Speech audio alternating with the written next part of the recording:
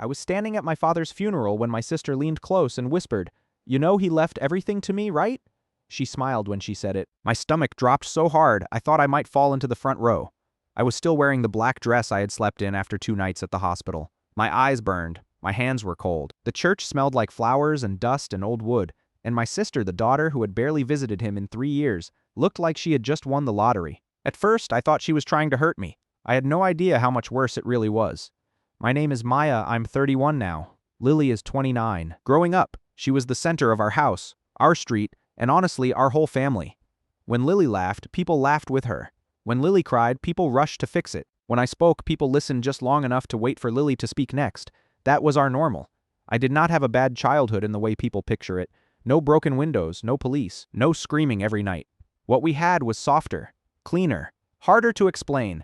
Lily was loved loudly. I was loved quietly, if at all. My mom used to call Lily her sunshine girl. She called me her old soul. That sounds kind when you hear it once. It is less kind when you hear it for 20 years. Sunshine Girl got birthday parties with rented ponies. Old Soul got books from the discount shelf and a pat on the shoulder. Sunshine Girl got excuses. Old Soul got expectations. If Lily forgot her homework, my mom said she was overwhelmed. If I forgot mine, I was careless. If Lily got caught lying, my mom said she had a big imagination. If I told the truth and it caused trouble, I was dramatic. My dad was quieter, but not better. He did this thing where he acted tired anytime I tried to explain myself. He would rub his forehead and say, "Maya, do we really need to make this a whole thing?" That sentence followed me through my childhood like a bad smell. At 9, Lily broke the glass frame that held our grandmother's wedding picture. She told my mother I had knocked it over while vacuuming. I had never touched the vacuum in my life. My mother grounded me for a week. At 12, Lily took the money our aunt mailed me for my birthday and bought herself boots from the mall. I found the card torn in the trash. When I confronted her, she shrugged and said, "You weren't using it?" My mother said I should be generous with family. At 14, Lily told everyone at church that I had written a mean note about another girl in youth group. I had not. The handwriting was not even close to mine. It did not matter. My mother made me apologize in front of 3 adults and the other girl's parents. Lily held my hand while I cried like she was comforting me. That was the part that used to make me feel crazy. She could hurt me and play kind at the same time. She did it so well that even I started to doubt what I knew. By high school, I had learned a simple rule: do not react in public. If I cried, Lily looked innocent. If I got angry, Lily looked scared. So I got very good at swallowing things. I smiled when I wanted to scream. I nodded when I wanted to say no. People called me mature. What they meant was easy to ignore. The only person who really saw it was my grandmother, my dad's mother. Her name was June, but everyone called her Nana June. She lived in a small blue house, 10 minutes away, and smelled like soap, coffee, and peppermint. When I was little, I spent whole Saturdays there helping her knead bread and water her tomatoes. She watched people closely. One afternoon when I was 15, Lily had just thrown a fit because my mom would not buy her concert tickets. 20 minutes later, my mother was online buying them anyway. I sat at Nana June's kitchen table peeling apples way too hard. She looked at me and said, "You're cutting that fruit like it insulted you." I laughed. Then I cried.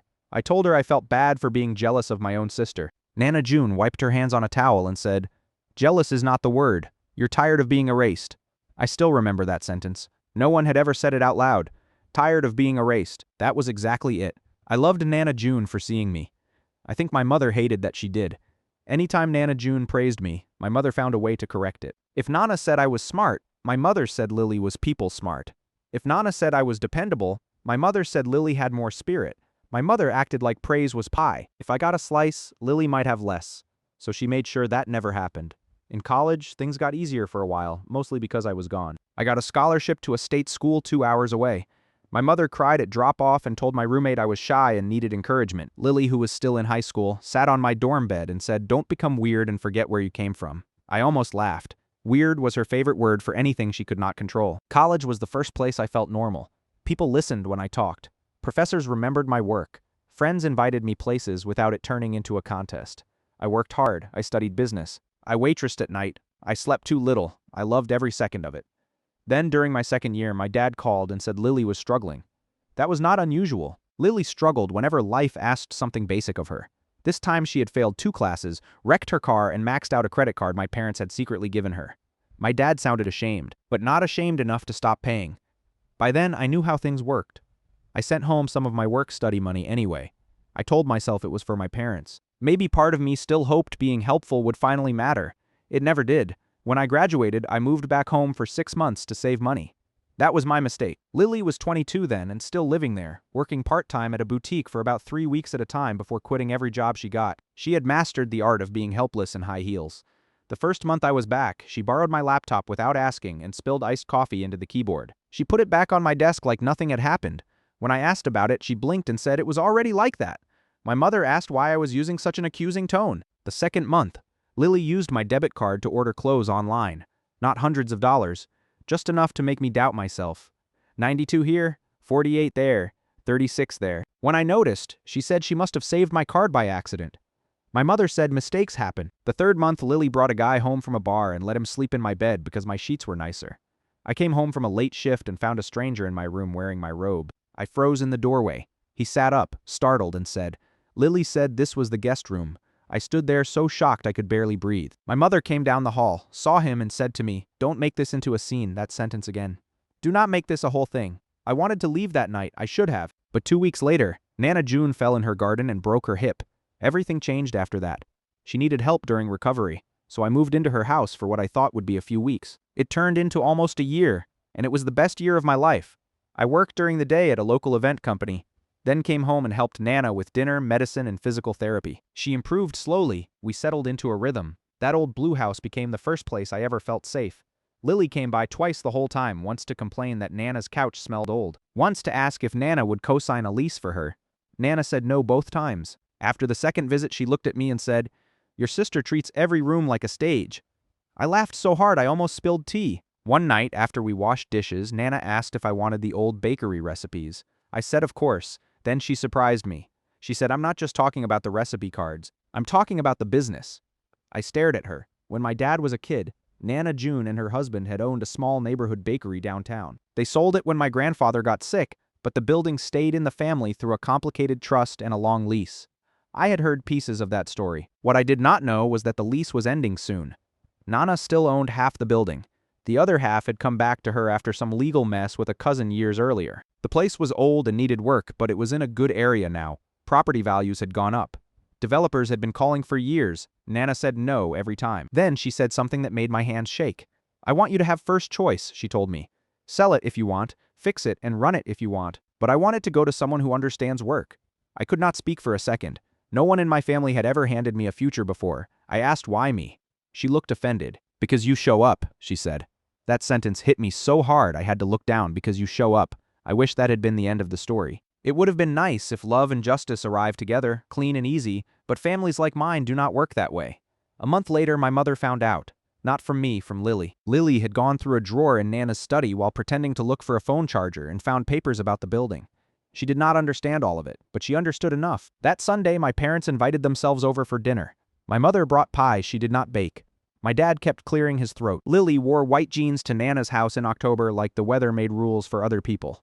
At first they made small talk, then my mother set down her fork and said, "So, we hear there's property involved." Nana June did not even blink. "Who is we?" she asked. Lily smiled and said, "Mom just means the family." Nana took a sip of iced tea. "The family did not earn that building," she said. "I did." The air changed right away. My mother's smile tightened. She said she only wanted fairness.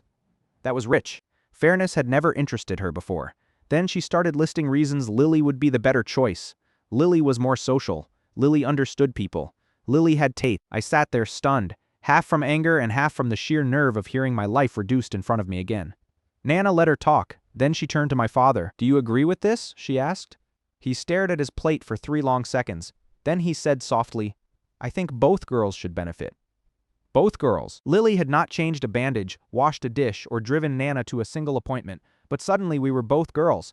My chest felt tight. I started to speak, but Nana beat me to it. "No," she said. Just that, no. Lily laughed like she thought it was a joke. Nana did not laugh back. Then she said, "Maya has invested time, labor, and love. Lily has invested snooping. Those are not equal." No one spoke after that. My mother left early, taking the untouched pie with her. On the drive home, she called me selfish. I know because she left the message by accident. She thought she had hung up. I heard her say to my father, "She always does this. She sits there acting calm and makes everyone else look bad." That sentence stayed with me. I had spent years trying not to be difficult, and somehow even my silence offended her. After that dinner, things turned colder. My mother stopped inviting me to Sunday lunch. Lily started posting fake sweet things online. Photos of old childhood pictures with captions like "No matter what, sisters are forever." People commented with hearts. I wanted to throw my phone. Then she started dropping by Nana's house more often. Always with pastries or flowers she did not pay for. Always too loud, always performing. One afternoon I walked into the kitchen and heard her telling Nana, "I just worry Maya takes on too much. She gets controlling when she's stressed." I stopped in the doorway. Lily turned and smiled like she had not just stabbed me. Nana did not miss a beat, she said. "If Maya is controlling, it is because someone around her keeps stealing the wheel." I almost laughed. Lily did not stay long. Around that time I met Evan. He came to the event company to deliver rented chairs for a fundraiser. He was tall, calm, and so normal it took me a week to trust it. He remembered details. He showed up on time. He did not act confused when I had boundaries. The first time he took me out, he asked what restaurant I liked instead of choosing one for me and then acting generous. That should not have felt special, it did. I told almost no one about him at first. Partly because I wanted something that was mine. Partly because I knew Lily. She had a habit with men I dated. Not always obvious. Sometimes it was flirting. Sometimes a harmless DM. Sometimes just enough attention to make sure she stayed in the center of the room. I had learned not to bring people I loved near her. But after 6 months, Evan and I were serious. Nana knew. My best friend Tessa knew. Eventually my mother found out because she saw a photo online. Then the pressure began. "Bring him to dinner," she said. Then again. I kept saying no. She told me I was being secretive. I told her I was protecting my peace. She laughed at that phrase like I had learned it from the internet. Maybe I had. I still meant it. Evan met my family at Thanksgiving. I can still see the table, the beige tablecloth, the 2 sweet carrots, the candle that smelled like cinnamon and headache. Lily wore a tight red sweater and acted like she was auditioning for the role of supportive sister. She asked Evan 100 questions. Where did he grow up? What did he do exactly? Did he like to travel? Had he ever dated anyone crazy? At first he answered politely. Then he started looking at me between questions, like he knew something was off under the table. My hands shook. I hated that I was tense in my own chair. After dessert, I walked into the kitchen and heard Lily behind me. She leaned against the counter and said, "He's cute, better than your last one." I did not turn around. I just said, "Leave him alone," she laughed. "Oh my God, Maya. Not everything is about stealing your life," that exact phrase. "Stealing your life," she said it like a joke. But that wasn't the worst part. 2 weeks later, Evan told me Lily had followed him on social media and sent him a message. He showed me his phone. It said, "Glad you survived Thanksgiving, lol. Coffee sometime? Need to know if you think my family is as weird as I do." My whole body went cold. He had not answered. He blocked her right there in front of me. I believed him because I could see it on his face.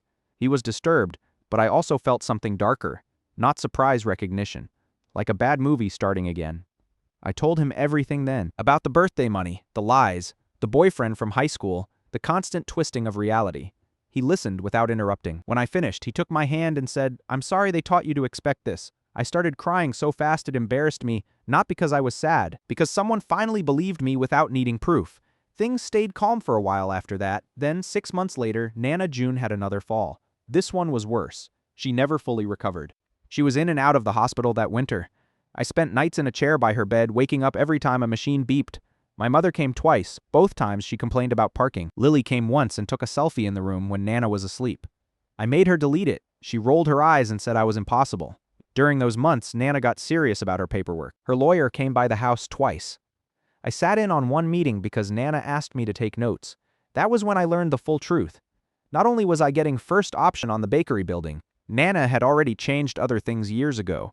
A large part of her savings and the blue house itself were also set to go mostly to me with smaller specific gifts to others. Not because she was cruel, because, as she put it, I know who will keep things standing. I tried to tell her she did not have to do that. She gave me a look. "Maya, stop apologizing for being chosen by someone who actually knows you." I wrote that down later so I would not forget it. Stop apologizing for being chosen. Nana died in March. There is no clean way to write that sentence. One day she was there. The next day her house sounded wrong, too quiet. I remember the hum of the refrigerator, the spoon in the sink, her reading glasses folded on the table.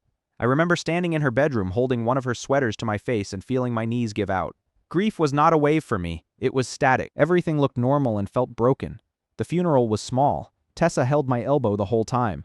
Evan stood behind me with one hand on my shoulder. My mother cried loud enough for rows behind us to hear. Lily wore a black dress with a slit too high for a funeral, and dabbed at dry eyes. Then came the reading of the will. That was where the real show started. It happened in the lawyer's office 2 days later. My father looked pale, my mother looked hopeful. Lily looked bored until numbers were mentioned. Then she sat up. The lawyer, a neat woman named Ms. Carver, read through the gifts slowly, a watch to my father, jewelry to my aunt, a donation to the church garden, then the house, then the accounts, then the bakery building and first purchase rights under the trust. My name came up again and again. By the third time, Lily's face had changed. By the fourth, my mother had gone stiff. By the fifth, my father would not look at me. When Ms. Carver finished, there was a full 5 seconds of silence. Then Lily said, "That can't be right." Carver folded her hands and said, "It is right." My mother leaned forward. "There must be some confusion," she said. Maya moved in when June was vulnerable. I could not believe what I was hearing. Vulnerable. Like I had tricked a woman I bathed, fed, and loved for 2 years.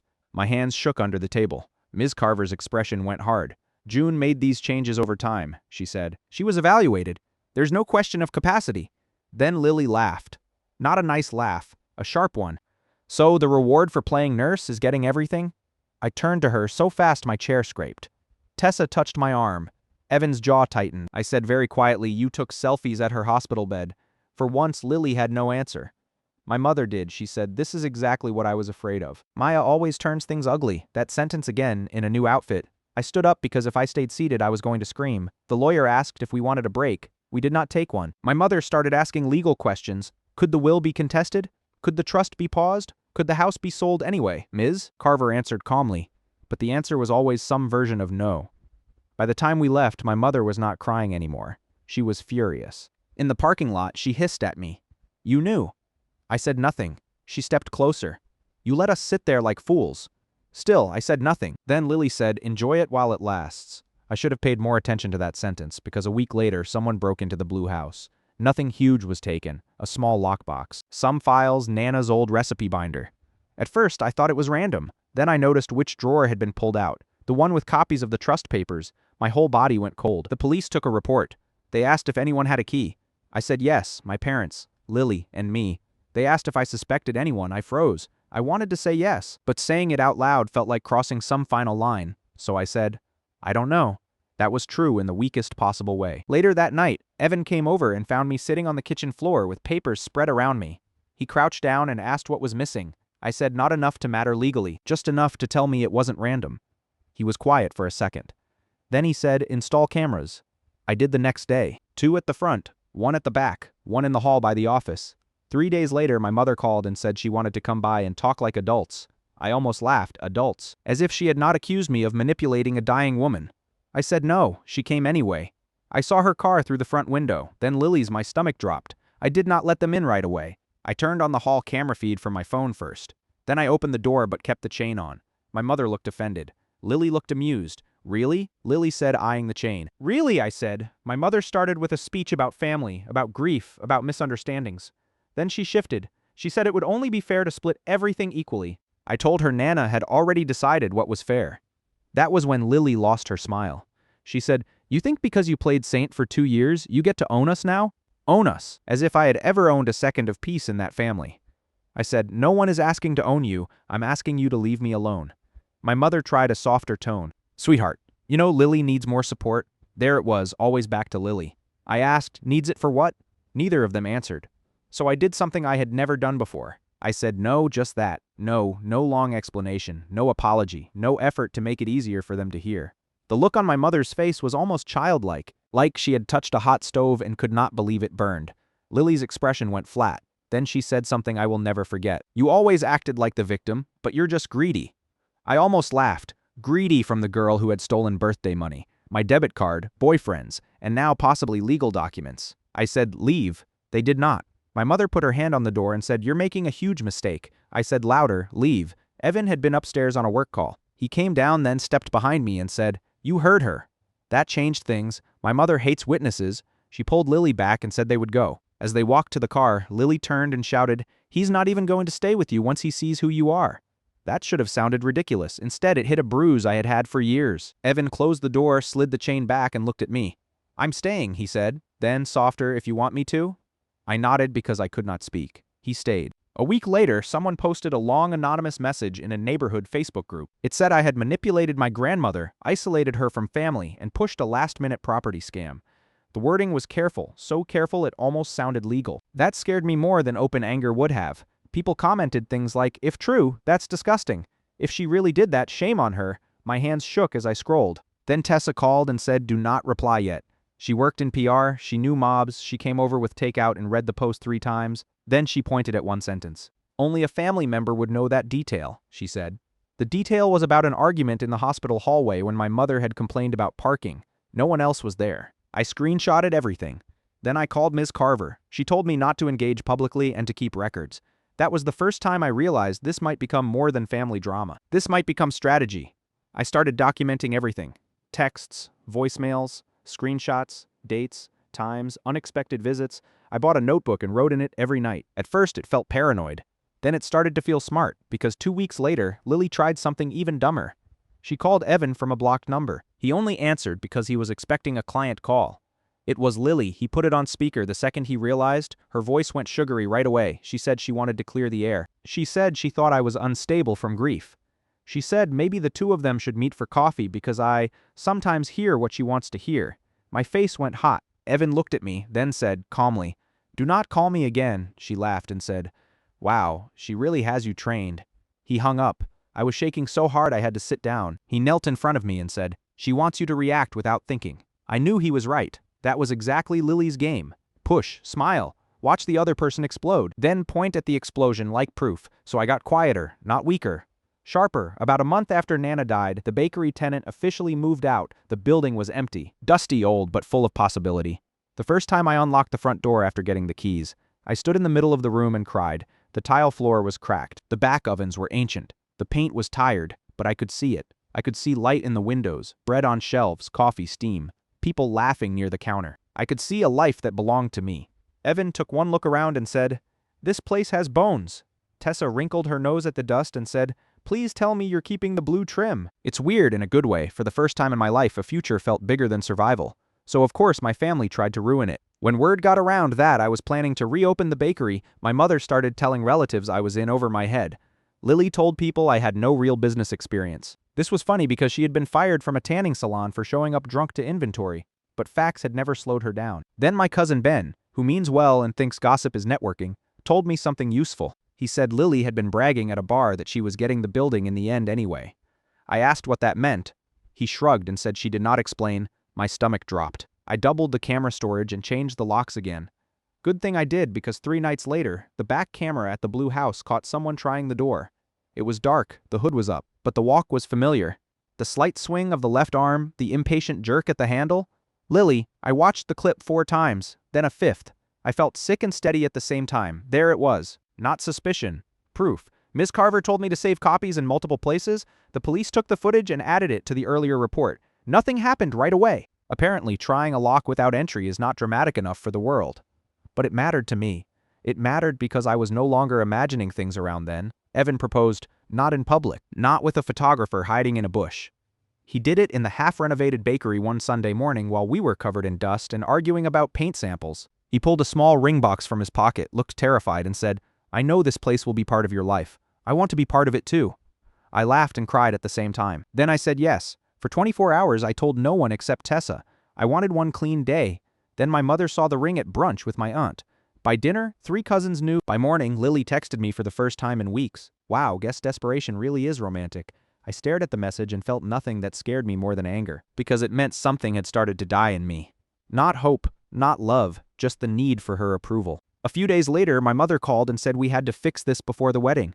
I asked what there was to fix. She said, "The family cannot go into a wedding divided." I almost laughed. Divided. As if I had built the wall alone. She wanted brunch at a restaurant downtown. Public place. Neutral ground. I agreed because by then I was tired of hiding. That brunch turned out to be one of the strangest hours of my life. My mother arrived first, wearing pearls and an expression she probably practiced in the mirror. Lily arrived 10 minutes late in sunglasses, even though we were indoors. My father came too, which I had not expected. He looked exhausted. For the first 15 minutes, my mother spoke in circles. Family, healing, miscommunication, the pressure of grief. Then finally, she said it. She wanted Lily to be my maid of honor. I laughed. I genuinely could not help it. The sound came out sharp and wrong. Lily took off her sunglasses slowly and said, "You don't have to be rude," that word again. I asked why on earth she thought that would happen. My mother said, "Because appearances matter there." It was not love, not closeness. Appearances. She wanted photos that told a fake story. I said no. She said people would ask questions. I said let them. Lily leaned forward and said quietly, You really want everyone to know what kind of person you are? I looked right at her and said, more than I want them to believe what kind of person you are. For once, my father spoke. He said, enough. All three of us looked at him. He rubbed his face and said, this has gone too far. I waited for the rest. It never came. He did not say by whom. He did not choose a side. He just wanted the sound to stop. That was my father in one sentence. He hated conflict more than he hated injustice. And people like Lily live well off that kind of cowardice. I paid my part of the bill and left. When I got to the car, my hands were shaking so badly I dropped my keys. That night, I made a decision. Lily was not invited to the wedding. Neither was my mother. I sat with the idea for an hour before telling Evan. Then I told Tessa. Then the next morning, I told my father in a short email. Not angry, not cruel, just clear. Given the harassment, attempted property interference, and repeated boundary violations, Lily and Mom will not be included in the wedding. I hope you can attend alone if you choose. He did not reply for 2 days. Then he sent one line. I wish things were different. I stared at it for a long time. Not I understand, not I'm sorry, not I support you. Just a wish with no owner. A week later, invitations went out. 2 days after that, hell broke open. Lily posted a crying selfie online with the caption, imagine losing your sister and grandmother in the same year. Some pain has no words. People flooded the comments with sympathy. My mother commented a heart. My aunt commented, family is forever. I nearly threw my phone across the room. Tessa made me hand it over and breathe into a paper bag from the bakery supply order. Then Lily escalated. She started messaging relatives privately, saying I had become controlling and paranoid since Nana died. She implied Evan was isolating me. She told one cousin I was threatening lawsuits over small family misunderstandings. That cousin sent me screenshots because, bless her, she loves drama, but loves facts more. I added them to the folder, then came the real twist. One Friday afternoon, Ms. Carver called and asked if I was sitting down. I was not. I sat. She said someone had submitted a typed statement claiming Nana had wanted to change her will again shortly before her death.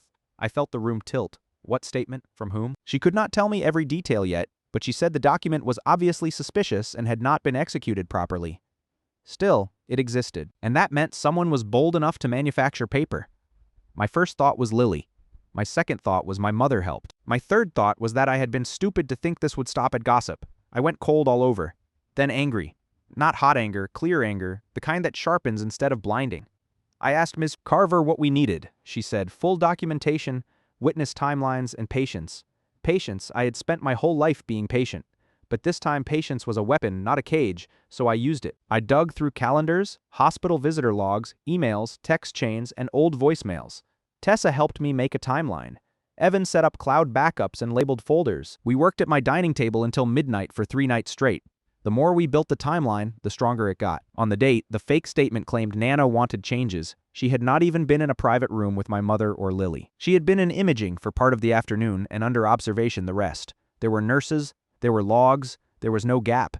Then something else surfaced. One of the witnesses named on the typed statement was a notary who had died 2 years earlier. When Ms. Carver told me that, I actually laughed. Not because it was funny, because it was so stupid, so sloppy, so arrogant, like they thought the world would never check because people like them were used to getting by on confidence. Ms. Carver said very carefully, this is moving beyond a family dispute. I knew what she meant. Forgery, fraud, the word sat in my stomach like ice. Part of me still wanted to protect my father from what came next. That part had to go a month before the wedding. My father showed up at the Blue House alone. I almost did not open the door. He looked older than I had ever seen him. Not sad, worn down. I let him in. He stood in the kitchen, hands in pockets, staring at the tile like it had answers. Finally, he said, your mother wants me to ask for peace. I said, do you? He looked up. For a second, I thought maybe this was it. Maybe he was finally going to tell the truth. Instead, he said, I want this to stop. I almost laughed. There it was again. Not justice. Not honesty. Quiet. He wanted quiet. I asked if he knew about the fake statement. He said nothing for too long. My chest tightened. Then he said, I knew they were upset. That was not an answer. I asked again. He sat down heavily at the table and whispered, I told your mother to drop it. So yes, he knew enough. Maybe not every detail. Enough. I felt something inside me settle. It was not peace. It was the end of confusion, I said. Then you can leave too. He looked stunned. Maybe because I had never said anything like that to him. He stood slowly. At the door, he turned and said, Maya, families survive by forgiving. I said, no, some families survive by choosing one person to absorb everything. He had no answer. He left. I locked the door behind him and cried harder than I expected. Not because I regretted it, because I had waited my whole life for him to be different, and now I knew he would not be. 2 weeks later, the police asked to speak with Lily. Then my mother. I do not know every detail of those interviews, but I know this. My mother called me 13 times that day. I did not answer. Lily left a voicemail full of static and rage. At one point she hissed, "You think you're so smart, but you're ruining all of us." All of us. Interesting choice of words. Not me, not herself. All of us. The next morning my aunt called and said my mother was telling people I had gone nuclear. Maybe I had, but not first. Never first. The wedding was 10 days away when the final twist landed. Tessa sent me screenshots from Lily's private account. One of Lily's friends had leaked them after Lily called her useless in a group chat. In those messages, Lily bragged openly about messaging Evan, about trying the lock, about making me spiral with the neighborhood post, and then the line that made me sit down on the bakery floor. Once the old witch died, it was obvious Maya would get most of it. Mom said if we pushed hard enough, she would split it to keep the peace. Mom said, there it was. Not grief, not misunderstanding, a plan, keep the peace. My whole life in 4 words, push until Maya gives in to keep the peace. I stared at the screenshots until my vision blurred. Then I sent them to Ms. Carver and the detective. Tessa looked at me and said, well, they're done. I wanted to believe that, but families like mine always save one last performance for the audience. Mine picked the wedding. We got married in the courtyard behind the bakery. The renovation was not fully done yet, but the front room was finished enough, and Nana had always loved string lights. So we hung white lights in the courtyard and put blue flowers on the tables to match the trim she wanted saved. It was beautiful, simple, real. Tessa zipped my dress in the office upstairs while my cousin Jenna fixed the hem. For 1 full hour I felt calm.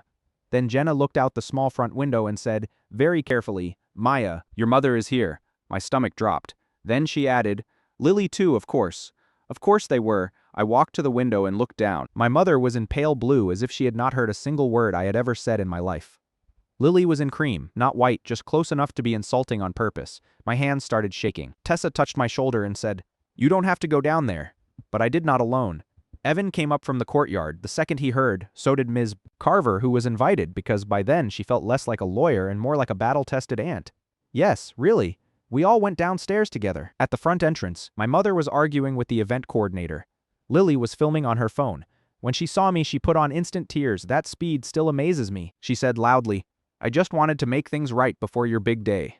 Tears, camera, witnesses, a stage. I almost admired the commitment. My mother stepped forward and said, please don't do this in front of everyone. Do what? Exist, honestly? I said. You were not invited. Lily cried harder. Then she said the line she had probably rehearsed all morning. I know you hate me, but I can't lose my sister too. A few guests had started to gather in the courtyard entrance. I could feel eyes. Old panic rose in me. The old instinct said keep it quiet, make it small, do not embarrass the family.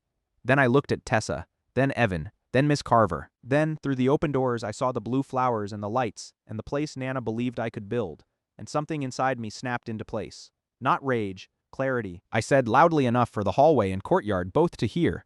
You tried to steal Nana's estate, broke into her house, harassed my fiancé, forged documents, and now you're filming yourself. Crashing my wedding. Leave silence. Real silence. Lily's tears stopped for half a second. My mother went white. Then she recovered and said, how dare you make those accusations here? Ms. Carver stepped forward before I could answer. She said, cool as ice. She dares because they are supported by evidence that changed the room. Lily lowered the phone a little. My mother looked around and realized the audience was not automatically hers. Then in a move so absurd it would have been funny on any other day, Lily tried to laugh it off. She said, oh my God, she's literally insane. And Tessa, bless her forever, said, do you want me to read the group chat out loud? You could have heard a pin drop. Lily's face lost all color. My mother grabbed her arm and hissed, get in the car, but Lily pulled away. Because of course she did. Because people like Lily only know one move when cornered attack. She pointed at me and shouted, fine, you want the truth? You always thought you were better than us. Nana just pitied you because you had no life. My chest tightened, old pain, familiar pain. Then she kept going. And Evan will leave too. They always do. You're exhausting. I saw movement behind her. My father. He had arrived late and was standing just outside the door, hearing everything for a second. Everyone saw everyone. Then the most unexpected thing in my entire life happened. My father looked at Lily and said, stop. Not soft, not tired, not vague, sharp. The room froze. Lily stared at him. My mother stared too. He stepped inside and said louder, stop lying. Stop blaming her. Stop all of it. I think I forgot to breathe. He turned to my mother and said, you did this. You taught her this. And I let it happen. I had never heard him say anything like that. Not once. Not in 31 years. My mother looked furious and frightened at the same time. She said, this is not the place. He said, no, this is exactly the place because you have both used every place. Then he did something even stranger. He faced me in front of everyone and said, I'm sorry. Just that. No excuses, no speech. No. But my eyes filled so fast I had to look away. I did not forgive him in that second. I'm not writing a fantasy, but I believed him, and that mattered. My mother, meanwhile, was unraveling. She told him to get in the car. He said no. She called him weak. He said maybe, but not today. Lily tried one last time to save the scene. She lifted her phone again and said, "Everyone's recording. Great. Make me the villain." And Jenna, my quiet cousin who almost never speaks above a murmur, stepped out from the courtyard and said, "You did that yourself." That broke whatever spell had been left. The event coordinator opened the front door wide and said, "They need to leave now." Two of Evan's cousins stepped forward too. Not threatening, just present. My mother looked around, realized she had lost the room and grabbed Lily's arm again. This time Lily let herself be dragged. At the door she turned back and said, "This isn't over." And for the first time in my life I smiled at her without fear. I said, "Yes, it is." She left. The room stayed quiet for one more long second. Then Tessa clapped once and said, "Okay, great, let's get married." Everyone laughed, real laughter, the kind that breaks tension instead of hiding it. I laughed too, though tears were all over my face. Then I married Evan under blue flowers and string lights in the courtyard of the bakery Nana trusted me to save.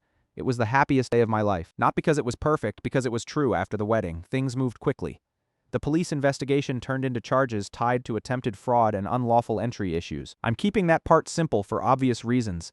What matters is that the fake statement, the screenshots, the camera footage, and the witness trail all added up. My mother avoided charges somehow, mostly through careful denials and a very expensive lawyer. Lily was not as lucky. Actions look uglier when they are printed in black and white, especially your own words.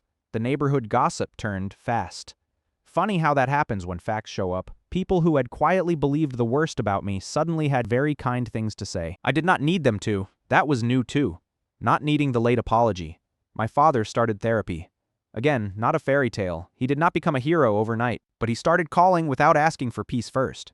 He started telling the truth in small pieces. Once, months later, he sat in the bakery before opening and said, "I spent years thinking keeping quiet made me decent. I think it just made me useful to the loudest person in the room." I said, "Yeah." We both sat with that. That was enough. My mother still tells her version of events to anyone willing to listen. In her version, she was caught between two difficult daughters. In her version, she tried her best.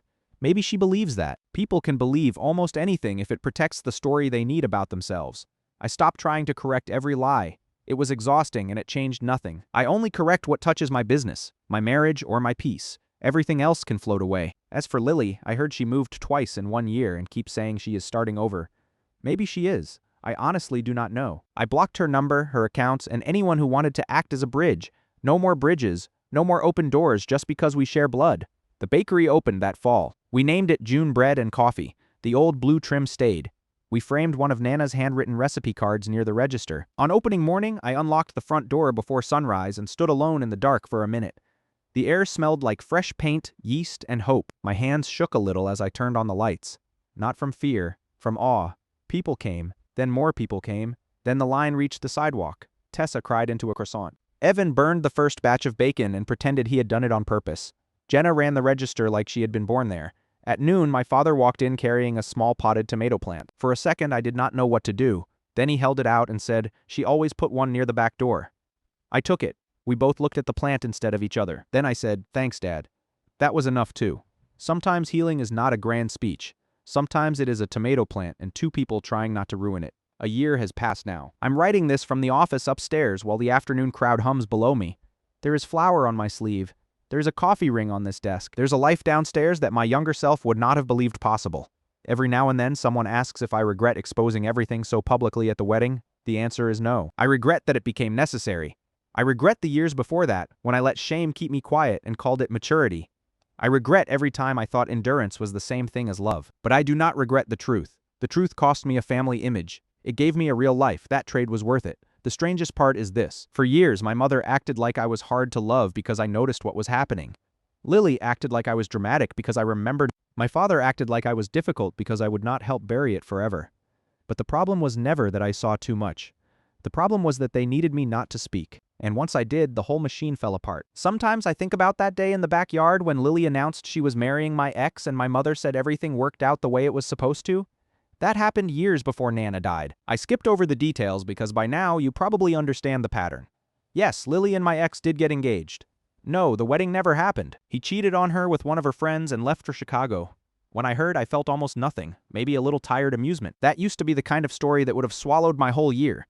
Now it was just weather passing by. That is what distance does. It shrinks old storms. The last thing Nana ever said clearly to me was in the hospital 2 days before she died. I had adjusted her blanket and was trying not to cry because she looked so tired. She opened her eyes, squeezed my hand, and whispered, "You don't have to beg to belong." I did not understand, not fully, until much later. Belonging that has to be bargained for is not belonging. Love that only arrives when you disappear is not love. Family that survives by feeding on one person's silence is not family. So no, I did not lose my family at my wedding. I lost a role. I lost the job of being the one who absorbed everything. And in the space where that role used to be, I built a bakery, a marriage, and a life that finally feels like mine. Turns out Nana was right. The reward for showing up is not that people become fair. It is that one day, if you keep choosing yourself, you stop needing unfair people to name your worth. And for the first time in my life, I did not feel erased. I felt seen.